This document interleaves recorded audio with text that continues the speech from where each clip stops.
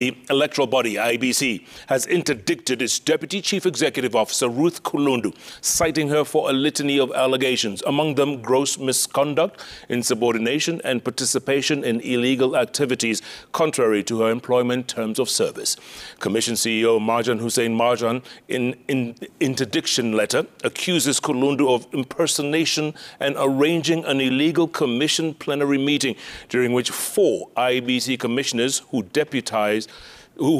disputed the 2022 presidential election results picked law firms that would represent the commission in the presidential election petition filed by Azimio La Umoja State House contender Raila Odinga. And as Francis Gachuri reports, Kulundu is facing claims of violating and intimidating IEBC staff contrary to the commission's human resource practices. Ruth Kulundu was appointed IEBC Deputy Commission Secretary in charge of operations on 11th of March 2022. 193 days later, she's fighting to keep her job. Kulundu was handed an interdiction letter by IEBC CEO Marjan Hussein Marjan on behalf of the electoral body due to what was termed incorrigible demeanor and outright misconduct in the past weeks. Until her appointment, she was IEBC's elections manager in Siaya County after serving as the Commission's regional coordinator between 2010 and 2017.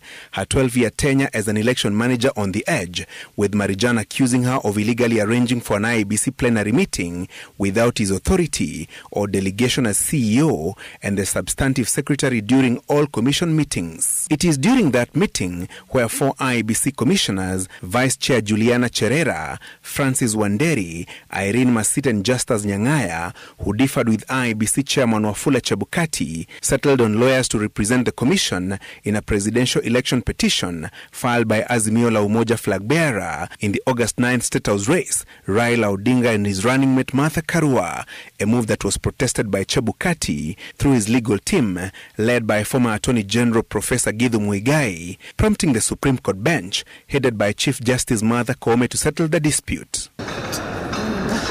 Kulundu on the verge of losing her job, with Marjan claiming she impersonated him and usurped his responsibilities by performing duties bestowed on the CEO's office. She is also accused of issuing commission staff with threats and intimidation contrary to IEBC regulations and rules of conduct. One of the complainants, according to Marjan, is Acting Director of Voter Registration and Electoral Operations Moses Sunkuli, who claims she attacked him on 12th of August, triggering a sense of fear and insecurity. In the show cause letter, dated 29th of August 2022, Kulundu had been given 14 days to respond to the allegations that Marjan termed gross misconduct and a serious violation of her employment contract, whose consequences included dismissal from service if found culpable. Sources at IEBC disclosed that Kulundu had responded to the 2 letters, the show cause letter and the interdiction letter, responding to the allegations against her. However, we could not access the letter due to the sensitivity of the matter and the HR practices.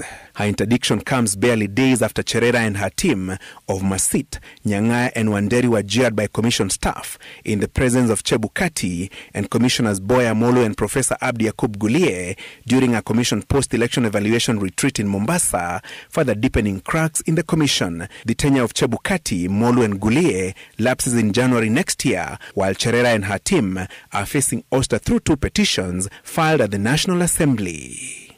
Francis Gachuri, Citizen TV.